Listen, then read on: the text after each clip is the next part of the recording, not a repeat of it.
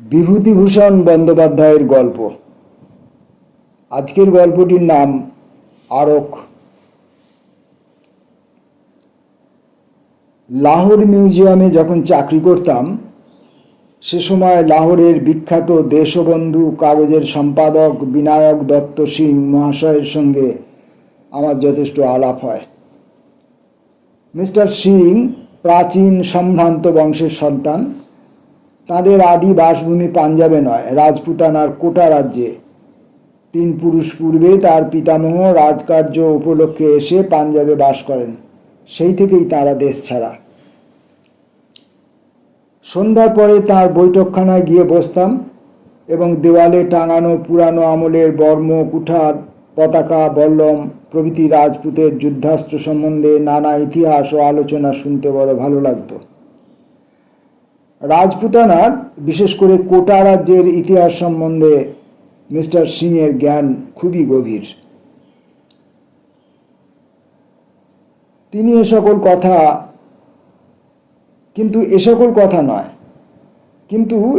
কথা নয়, আমি একটা আশ্চর্য ঘটনা বলবো। মিস্টার বিনায়ক দত্ত সিংয়ের মতো সম্ভ্রান্ত ও শিক্ষিত লোকের মুখে না শুনলে আমিও এ কাহিনী হেসে উড়িয়ে দিতাম। একদিন শীতকালে সন্ধ্যার পরে আমি মিস্টার সিংয়ের বৈঠকখানায় গিয়ে বসেছি। ভীষণ শীত সেদিন। 2 পেয়ালা গরম চা পানের পর তাওয়ার তামাক টানছি। মিস্টার সিং ধূমপানে অভ্যস্ত নন। হঠাৎ কি মনে করে জানি নে, আমি তাকে বললাম, মিস্টার সিং, আপনি অপদেবতায় বিশ্বাস করেন? মিস্টার সিং একটু চিন্তা করে বললেন, হ্যাঁ, করি। দেখেছেন ভূত-টুত? মিস্টার সিং গম্ভীর সুরে বললেন, না, এ আমার কথা নয়, আমার ছোট ঠাকুরদাদার জীবনের ঘটনা। যদি এ ঘটনা না ঘটতো আমাদের বংশে, তবে আজও আমরা গোটা রাজ্যে মস্ত বড় খানদানি তালুকদার হয়ে থাকতে পারতাম। লাহোরে এসে চাকরি করতে হতো না। সে বড় আশ্চর্য ঘটনা। আমি বললাম, কিরকম? শুনুন তবে। আমার ছোট ঠাকুরদা আমার পিতামহের আপন ভাই নয়, বইমাত্র ভাই। তিনি মস্ত বড় শৌখিন মানুষ ছিলেন, আর ছিলেন খুব সুপুরুষ। আমি বিনায়ক দত্ত সিংহের দীর্ঘ গৌরবর্ণ বলিষ্ঠ দেহের দিকে চেয়ে সে কথা অবিশ্বাস করতে পারলাম না। তারপর তিনি বলে যেতে লাগলেন, আমি যখন তাকে দেখেছি তখন আমার বয়স খুব কম, কিন্তু তিনি বদ্ধ উন্মাদ একদম। কেন তিনি উন্মাদ হলেন সেই ইতিহাসের মূলেই এই গল্প। তিনি উন্মাদ হওয়াতে কোটা রাজদরবারে আইন অনুসারে তার ভাগের সমস্ত সম্পত্তি আমাদের হাতছাড়া। সে কথা যাকগে, আসল গল্পটা বলি। বিনায়ক দত্ত সিংহ তার অনবদ্য উর্দুতে সমস্ত গল্পটা বলে গেলেন। মধ্যে মধ্যে আমি তাকে নানা প্রশ্ন করেছিলাম। সেসব বাদ দিয়ে শুধু গল্পটাই আমার নিজের ভাষায় প্রকাশ করলাম। আমাদের গ্রাম থেকে কিছু দূরে কোটা দরবারের একটা সৈন্যদের আড্ডা ছিল। আমার ঠাকুরদাদা সেই সৈন্যদের আড্ডায় মাঝে মাঝে যেতেন মদ খেয়ে ফুর্তি করতে। তার 2-1 বন্ধু ছিল সেখানে। তাদের সঙ্গে নেশাতেই সেখানে যাওয়া। একবার জ্যোৎস্না রাতে তিনি আর তার 2 বন্ধু খেয়ালের মাথায় বড়ি নদীতে স্নান করতে যাবেন বলে ঘোড়ায় চড়ে বেরুলেন। বড়ি নদী মরুভূমির মধ্য দিয়ে 3 শাখায় ভাগ হয়ে সাবলীল গতিতে বয়ে গিয়েছে। যে সময়ের কথা বলা হচ্ছে তখন এই ত্রিশোতা নদীর প্রথম ধারাটিতে আদৌ জল ছিল না। মাঝের শাখাটিতে হাঁটুখানেক জল, তারপর মাইলটার বিস্তৃত চড়া, তার ওপারে আসল ধারা, অনেকখানি জল তাতে। যাবার পথে একজন বন্ধুর কি খেয়াল হলো, তিনি প্রথম ধারার বালির উপর ঘোড়া থেকে নেমে চিৎপাত হয়ে শুয়ে পড়লেন। আর কিছুতেই উঠতে চাইলেন না। বাকি বন্ধুটি আর আমার ঠাকুরদাদা অগত্যা তাকে সেইখানেই বালুসজ্জায় শায়িত অবস্থায় ফেলে চললেন এগিয়ে। বলা বাহুল্য, তিনজনের মধ্যে কেউই ঠিক প্রকৃতস্থ অবস্থায় ছিলেন না। আমার ঠাকুরদাদা বড় ধারা অর্থাৎ আসল বড়ি নদীর কাছে এসে পেছন ফিরে চেয়ে দেখলেন তার বন্ধুটি ঘোড়া থামিয়ে বালির চড়ার পশ্চিম দিকে ভীত ও বিস্মিত দৃষ্টিতে চেয়ে আছেন। ঠাকুরদাদা বললেন, ওদিকে কি দেখছো চেয়ে?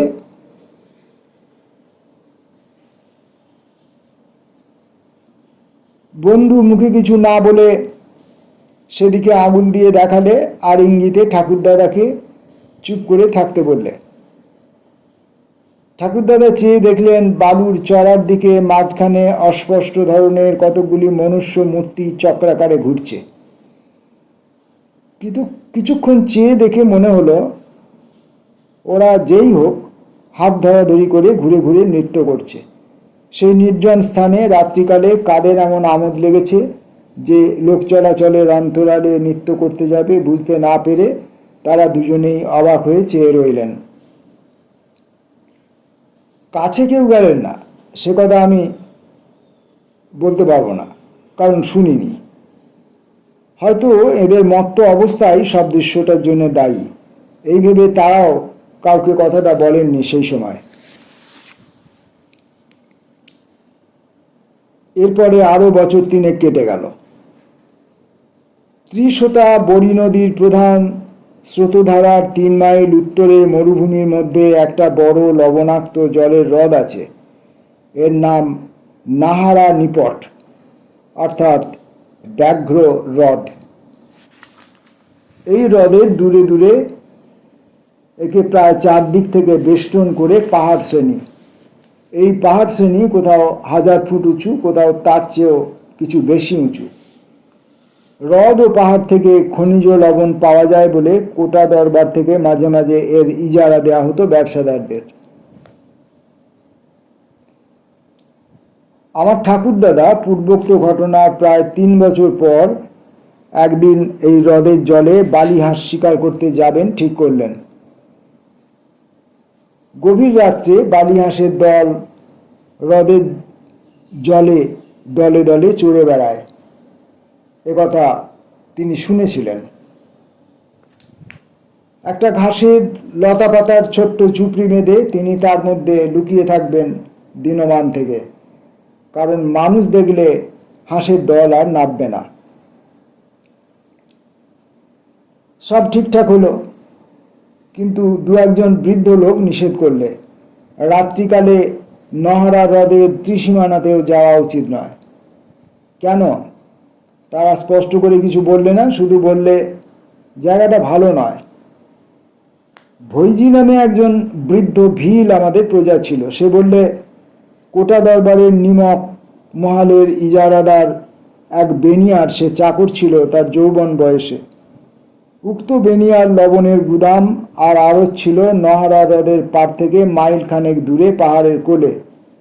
সে সময় সে দেখেছে হ্রদের ওপর আকাশ অর্থাৎ গভীর রাত্রে যেন দিনের আলোকে আলোকিত হয়ে উঠত। কেমন অদ্ভুত শব্দ হচ্ছে হ্রদের জলে। মোটের উপর রাত্রে হ্রদের ধারে কেউ যায় না। অনেকদিন থেকেই স্থানীয় লোকেদের মধ্যে এ ভয় রয়েছে। একবার এক মেষ পালক রাত্রিকালে হ্রদের ধারে কাটিয়েছিল।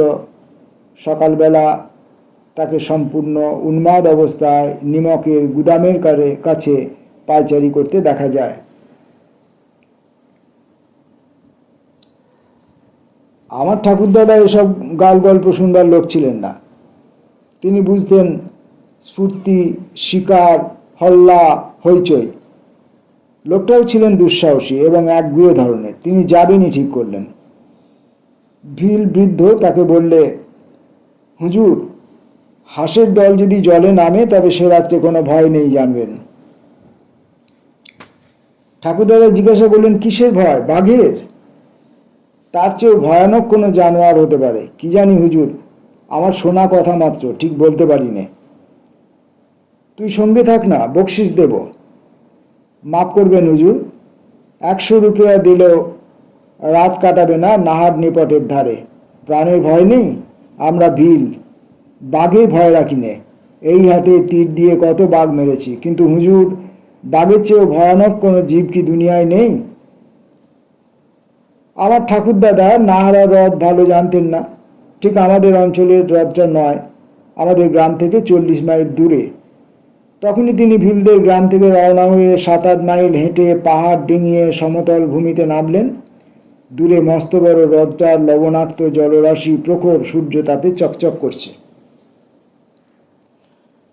জনপ্রাণী নেই কোনো দিকে।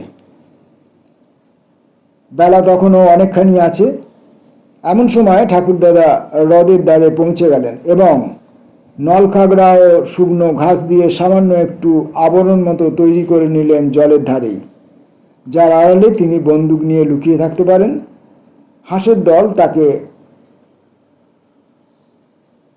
না টের পায় যাতে। সন্ধ্যা উত্তীর্ণ হয়ে গেল। রাঙা রোদ দূরের পাহাড়ের গা থেকে মিলিয়ে গিয়েছে অনেকক্ষণ। সুন্দর চাঁদ উঠল পূবের পাহাড় ডিঙিয়ে। কৃষ্ণপক্ষের আধার রাত্রি। একদল সবুজ বনটিয়া জলের ধারে নেমে আবার উড়ে গেল। নির্জন নিস্তব্ধ মরুভূমি আর হ্রদ। 2 দণ্ড পরে জ্যোৎস্না ফুটে উঠল হ্রদের বুকে। ধবধবে জ্যোৎস্না। কৃষ্ণা দ্বিতীয়ার 2 দিন মাত্র আগে হেমন্ত পূর্ণিমা চলে গিয়েছে। যত রাত বাড়ে তত শীত নামে। শীতের মুখে বালি হাঁস হাসবার সময়, কিন্তু কই, একটা হাঁসও আজ নামছে না কেন? বৃদ্ধ ভিলের কথা মনে পড়ল ঠাকুরদাদার। হাঁসের দল যদি নামে তবে সে রাত্রি বিপদহীন বলে জানবেন। যদি না নামে তবে কিসের বিপদ? বাঘ জল খেতে আসে পাহাড় থেকে? রাত্রি ক্রমে গভীর হলো। অপূর্ব জ্যোৎস্নালোকে হ্রদের জল, মরুভূমির নোনা বালি রহস্যময় হয়ে উঠছে। কোনো শব্দ নেই কোনো দিকে। ঠাকুরদাদা যথেষ্ট দুঃসাহসী হলেও তার যেন গা ছমছম করে উঠল। জ্যোৎস্নার সে ছন্ন ছাড়া অপার্থিব রূপে তিনি চামড়ার বোতল বের করে কিছু আরক সেবন করলেন। হঠাৎ হ্রদের তীরের পশ্চিমাংশে চেয়ে দেখে তার মন আনন্দে দুলে উঠল। জ্যোৎস্নালোকে আকাশের নিচে একদল বালিহাঁস নামছে। জ্যোৎস্না পড়ে তাদের সাদা দুধের মতো শরীর, পাখাগুলো কি অদ্ভুত দেখাচ্ছে। দেখতে দেখতে তারা নেমে এসে হ্রদের ধারে বালির চরে বসল। জায়গাটা ঠাকুরদাদার ঝুপড়ি থেকে 200 গজের মধ্যে কিংবা তার চেয়ে কিছু বেশি। এত দূর থেকে বন্দুকের পাল্লা পাবে না, বিশেষ এই জ্যোৎস্না রাতে। ঠাকুরদাদা ভাবলেন, দেখি ওরা কাছে আসে কিনা, যা আরো হাঁসের দল নামে কিনা। শিকারীর পক্ষে ধৈর্যের মতো গুণ আর কিছু নেই। এক দৃষ্টে হাঁসগুলোকে লক্ষ্য করাই ভালো। কিন্তু পরক্ষণেই ঠাকুরদাদা বিস্ময়ে নিজের চোখ বারবার মুছলেন। আরো খেয়েছেন বটে, কিন্তু তাতে জ্ঞান হারা হবার বা চোখে অত ভুল দেখবার কি কারণ আছে এখনই? অতঃপর যা ঘটল তা বিশ্বাস করা না করা আপনার ইচ্ছে মিস্টার ব্যানার্জি, কিন্তু এ গল্প আমি বাবার মুখে অনেকবার শুনেছি। আমাদের বংশের ঘটনা, কাজেই আমি আপনাকে মিথ্যে বলছি বানিয়ে অন্তত এইটুকু ভাববেন না। ঠাকুরদাদা দেখলেন সেই হাঁসগুলো সাধারণ হাঁসের মতো নয়, অনেক বড়, অনেক অনেক বড়। হাঁসের মতো তাদের চালচলন নয়। তারপরেই মনে হলো সেগুলো হাঁসই নয় আদপে, সেগুলো মানুষের মতো চেহারা বিশিষ্ট। বেচারি ঠাকুরদাদা আবার চোখ মুছলেন। আরো ওইটুকু খেয়েই আজ আবার একই দশা। পরক্ষণে সেই জীবগুলো জলে নামলো এবং হাঁসের মতো সাঁতার দিয়ে তিনি যেখানে লুকিয়ে আছেন তার কাছাকাছি জলে এসে গেল।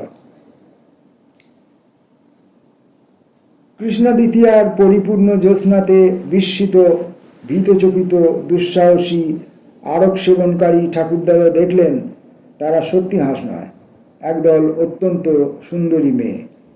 শুভ্র তাদের বেশ, জ্যোৎস্না পড়ে চিকচিক করছে। তাদের হাসি, মুখশ্রী সবই অতি অদ্ভুত ধরনের সুন্দর। কতক্ষণ ধরে তারা নিজেদের মধ্যে খেলা করলে জলে। রাজহংসের মতো সুঠাম ধরনে নিঃশব্দে সুন্দর ভঙ্গিতে হ্রদের বুকে সাঁতার দিতে লাগলো।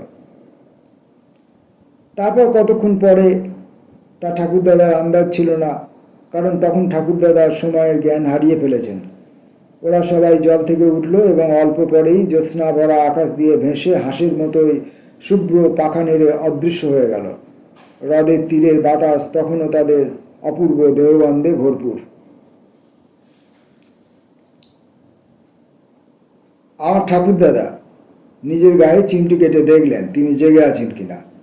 তখন তার আরকের নেশা ছুটে গিয়েছে। একটু পরে রাত ফর্সা হয়ে জ্যোৎস্না মিলিয়ে গেল। তিনি উদ্ভ্রান্ত মস্তিষ্কে হ্রদের পাড় থেকে হেঁটে চলে এলেন পাহাড়ের কোলে। সেখান থেকে পৌঁছলেন ভিলদের গ্রামে। বৃদ্ধ ভিল ভৈজি তাকে বললে, হুজুর, হাঁস নেমেছিল কাল? ঠাকুরদাদা মিথ্যে কথা বললেন। হাঁস নেমেছিল, কিন্তু একটাও মারতে পারেননি। কেন মিথ্যা বললেন শুনুন। কি এক দুর্বার মোহ তাকে টানতে লাগলো দুপুরের পর থেকেই। আবার তাকে যেতে হবে নাহার হ্রদের তীরে রাত্রিকালে।